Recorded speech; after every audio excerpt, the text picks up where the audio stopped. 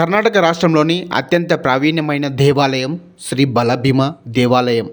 ఈ ఆలయం కర్ణాటకలోని గుల్బర్గా జిల్లా సేడం తాలూకాలోని మోత్కుపల్లి గ్రామంలో అత్యంత ప్రాచీనమైన ఆలయం.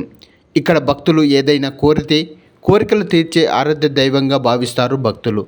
ఇటు తెలంగాణలోని వికారాబాద్ జిల్లా కొడంగల్ నియోజకవర్గానికి కూతవేటు దూరంలో ఉన్న మోత్కుపల్లి శ్రీ బలభీమసేన స్వామివారి జాతర మహోత్సవాలలో భాగంగా మంగళవారం అర్ధరాత్రి స్వామివారి రథోత్సవం కన్నుల పండుగగా సాగింది.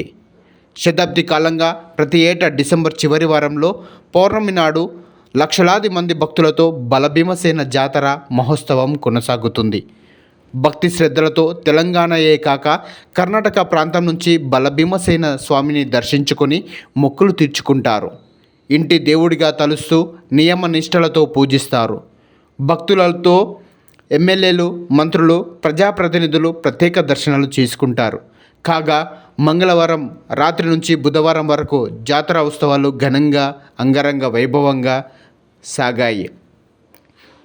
స్వామివారి రథాన్ని ప్రత్యేకంగా అలంకరించి స్వామివారిని రథోత్సవం ప్రతిష్ఠించి రాత్రిపూట జరిగిన ఊరేగింపులో భక్తులు శక్తులతో పాల్గొని మొక్కుకున్నారు.